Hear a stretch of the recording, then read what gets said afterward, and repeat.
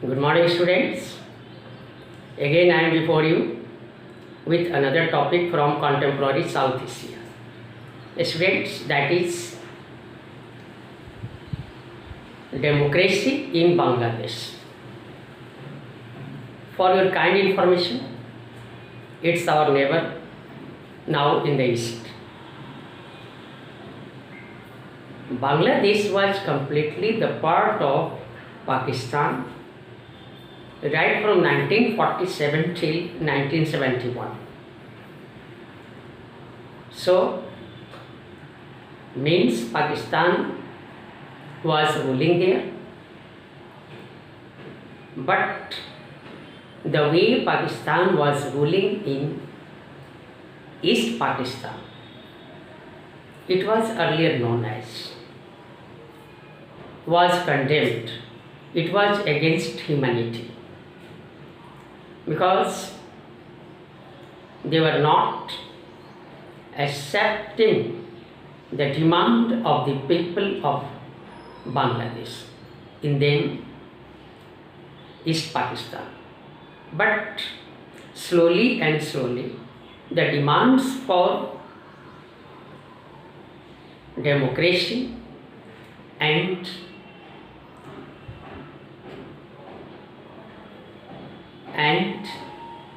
the share in politics and administration were raised by different political leaders. The Pakistan government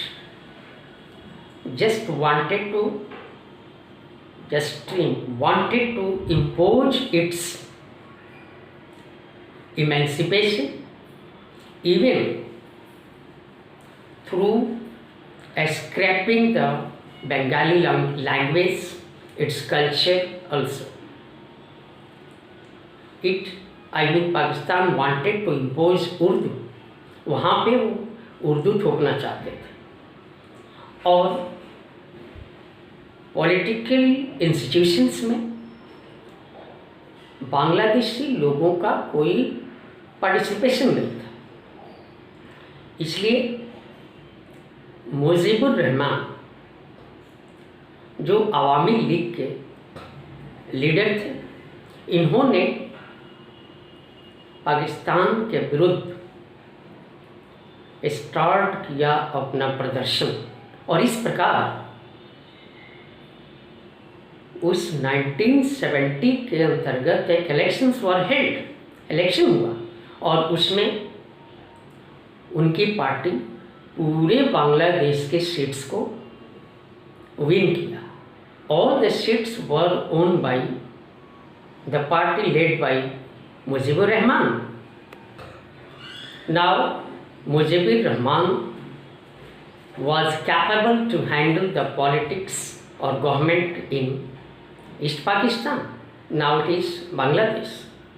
But it was not recognized by the parliament in Pakistan because it was dominated by the Pakistani politicians. Hence, even after win in election, Pakistan government did not convene the parliament, and Mujibur Rahman was arrested by the then General Yahya Khan. After the arrest of Yahya Khan, Mujibur Rahman by Yahya Khan, there was a great protest throughout Bangladesh. People started demanding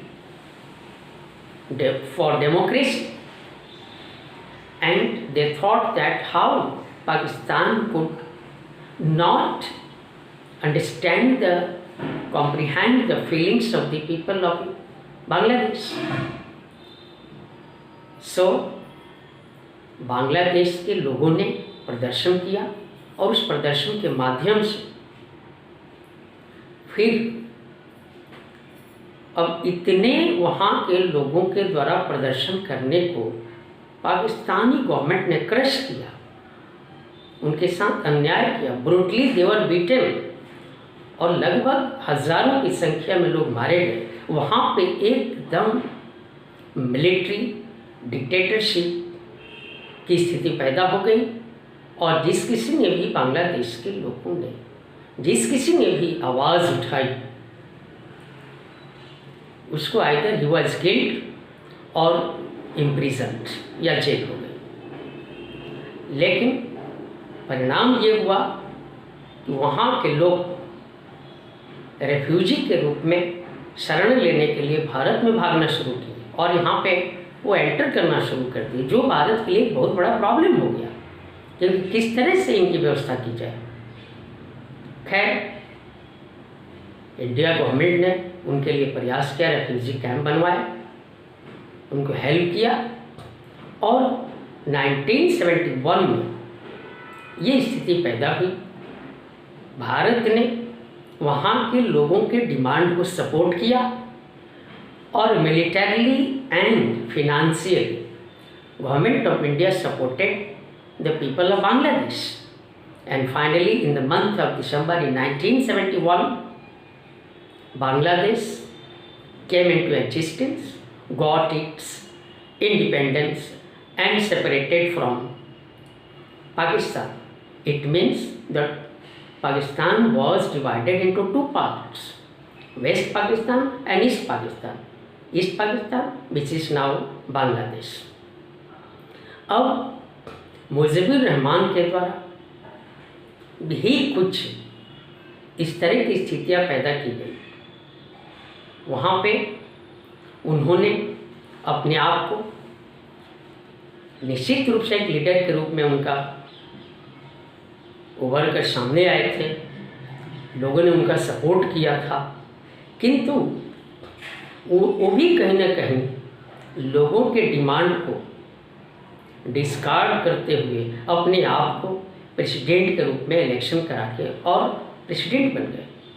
परिणाम स्वरूप उन्होंने democracy को तो अपनाया, लेकिन उन्होंने जो representative form of government है उसको उन्होंने प्रेसिडेंशियल फॉर्म ऑफ गवर्नमेंट में चेंज कर दिया, और जितनी भी पार्टियां थी उनको उन्होंने इलीगल घोषित कर दिया, बैन कर दिया, except his own political party, that is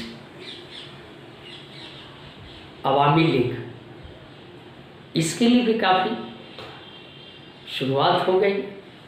यही तो डेमोक्रेसी नहीं है, इसके विरुद्ध लोगों ने आवाज़ उठाना शुरू किया। इस तरह से उस समय के जो जनरल थे, उस समय मिलिट्री की में उथल पुथल हुआ, and Mujibur Rahman was assassinated, he was killed, and then another general started ruling in Bangladesh.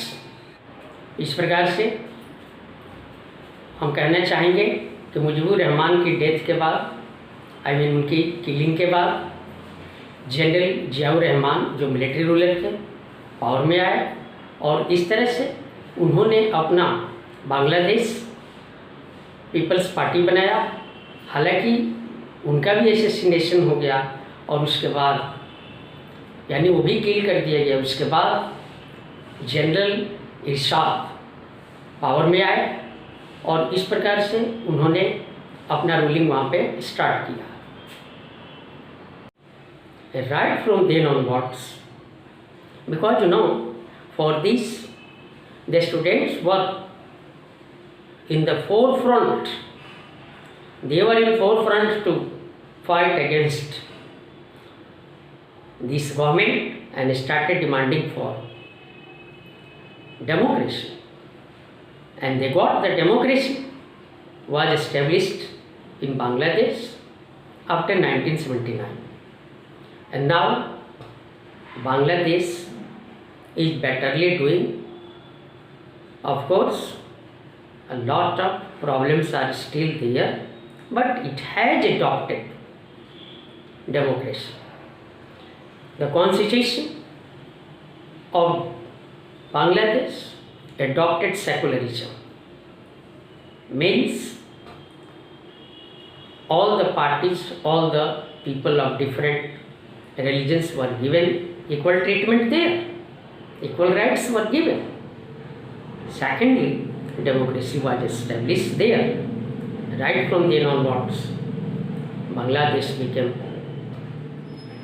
निश्चित रूप से हम कहना चाहेंगे कि बांग्लादेश इसके बाद से एक डेमोक्रेटिक कंट्री के रूप में उभर कर सामने आया और कहीं ना कहीं इस बात की ओर इंडिकेट करता है कि साउथ एशिया के जो कंट्रीज हैं, जिसमें 7 कंट्रीज हैं, वहाँ पे डेमोक्रेसी की बात की गई और बांग्लादेश में भी डेमोक्रेसी स्थापित हुई।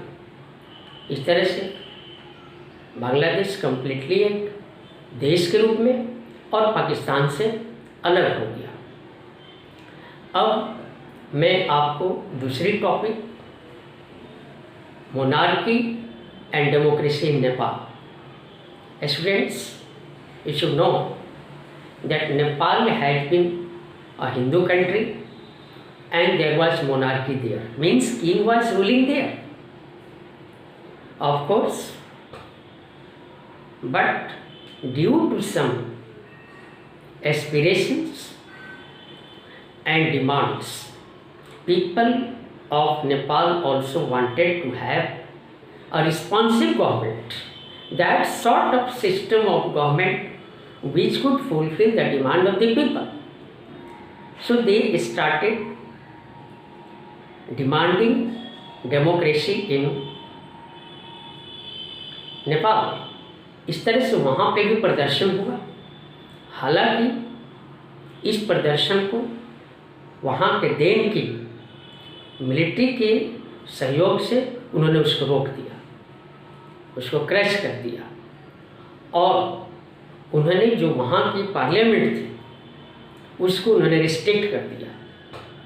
लेकिन आप किसी की बात को, किसी की डिमांड को, जिस जनता पे कोई शासन करता है, चाहे वो पॉलिटिकल पार्टीज हो या कोई किंग हो, अगर उनके डिमांड को फुलफिल नहीं किया जाएगा तो कहीं ना कहीं वो विस्फोट के रूप में उभर कर सामने आएगा।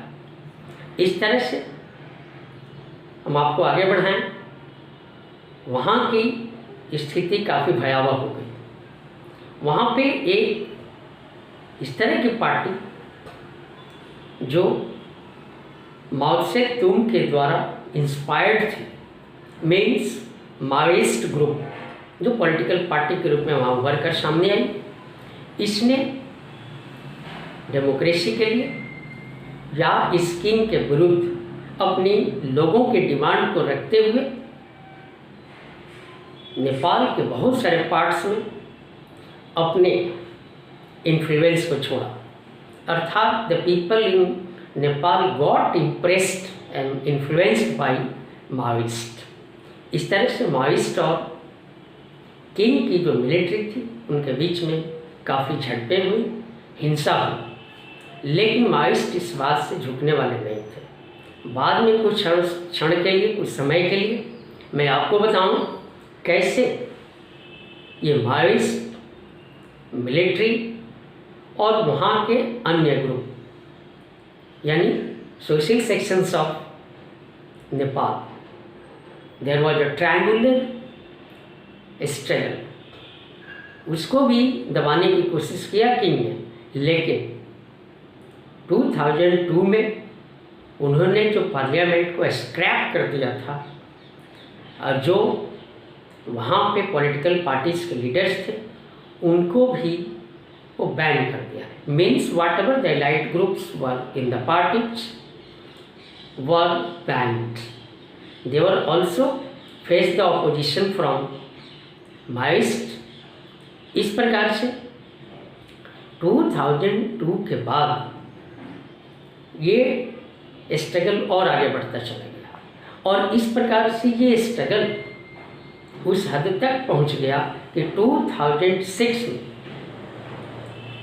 किंग को अपनी बातों से पीछे हटकर लोगों के डिमांड को मानने के लिए मजबूर कर दिया। जो माओइस्ट थे, अन्य सोशल एक्टिविस्ट थे, और इंस्टीट्यूशंस थे और 7 पार्टीज अलायंस था।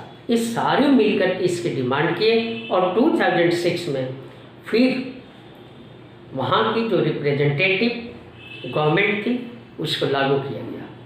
इस प्रकार ये सिस्टम आगे बढ़ते हुए वहाँ के लोगों ने डेमोक्रेसी को बहुत हद तक मान लिया और अपनी अचीवमेंट की।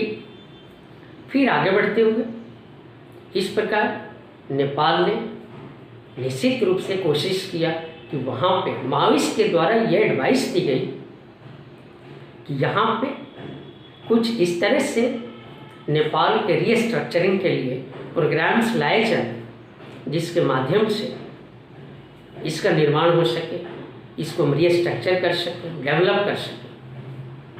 हालांकि उसके प्रोग्राम्स को कुछ पार्टियों ने मानने से इनकार किया। आगे बढ़ते हुए और कुछ जो वहाँ के पॉलिटिकल पार्टीज थे वो चाहते थे कि किसी भी तरह से हमारे जो मोनार्क है, किंग है वहाँ का, उसके साथ हमारा कुछ लिंक होना चाहिए जिससे ये पता लग सके कि हमारे देश के लोग कभी इस मोनार्क के साथ लिंक्ड थे, यानी पास्ट हिस्ट्री से। लेकिन इसको रिफ्यूज़ किया गया और फिर इस तरह से वहाँ पे डेमोक्रेसी की स्थापना हुई और 2015 आते आते वहाँ के कॉन्स्टिट्यूशन का निर्माण हुआ, फ्रेम किया गया और इस तरह से वहाँ पे डेमोक्रेसी की स्थापना हुई। लेकिन आपको भी पता है कि इन प्रेजेंट सिनेरियो आज के परिदृश्य में, वर्तमान स्थिति में, आज सरकार है नेपाल में कम्युनिस्ट गवर्नमेंट की और ये कम्युनिस्ट गवर्नमेंट जो कभी हमारे नेपाल के लोग भारत की तरफ रुख करते थे, रुचि करते थे, यहाँ के इंटरेस्ट और भारत सरकार के द्वारा उनके हर डेवलपमेंट में हेल्प किया गया है। अब ये नेपाल जहाँ पे कम्युनिस्ट गवर्नमेंट है, चाइना की तरफ इसने अपना रुख ले लिया है और चाइना के कहे हुए बातों में अपने आप को आगे बढ़ा रहा है।